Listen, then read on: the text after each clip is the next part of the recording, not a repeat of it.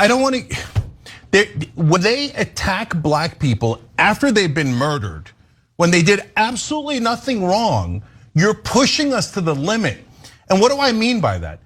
You're asking us to talk about history, the history of the South. This is in Georgia.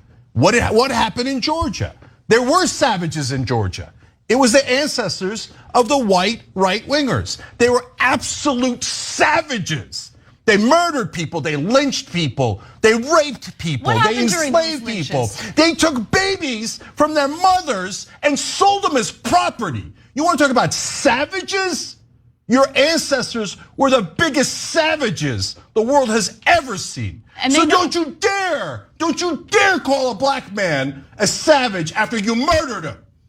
Don't you dare do that. I'm so sick of African Americans being called violent when the world's worst violence was done to them, not by them, to them, not by them. For God's sake, you want to do racist stereotypes? If it fit anywhere, and it doesn't, but if it fit anywhere, it would certainly fit white right-wingers in the South, who has hundreds of years of history of being savages. Savages. They snatched babies. And they sold them as property and they raped their mothers. Savages. That's what they were. You want to talk about stereotypes? Screw all of you who still defend that Confederacy, that monstrosity.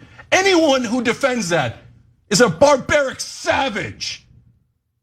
That's why they don't want to teach American history in public schools. That's why there's been a strong orchestrated effort to prevent the teaching of anything that you just mentioned right now.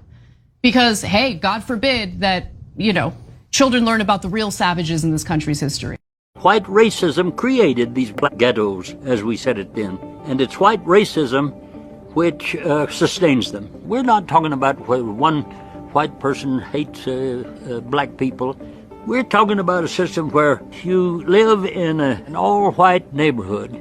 You go into a building, an office, where all you see is white people. And you don't think anything's strange about that. That's what we're talking about. And we thought that was important for young black people particularly. You're not crazy. There is systemic racism in this country.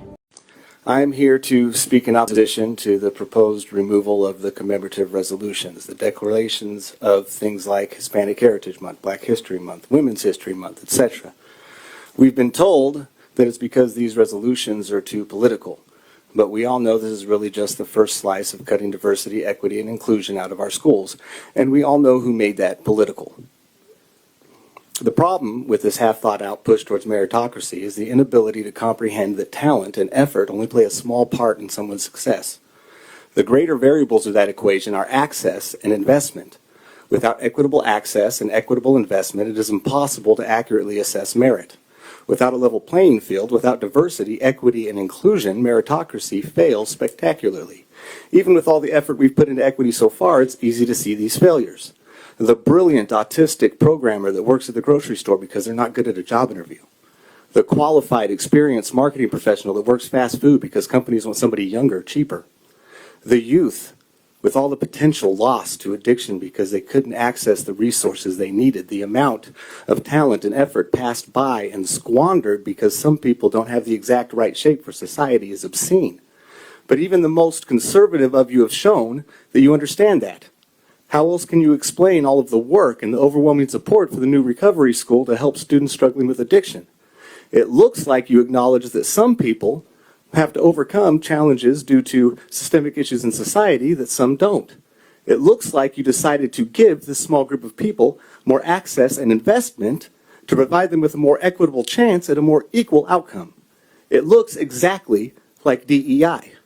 Clearly you believe in DEI just as strongly as anybody else when it pertains to something that is important to you. I want you to know that it's okay to at any point stop and admit you didn't think this all the way through. It's okay to at any point stop and admit that you've been misled, hoodwinked, bamboozled into acting against your own and everybody else's best interests. You can use your vote tonight to do that. Or you could use it to show us that you are despicable hypocrites. Make good decisions.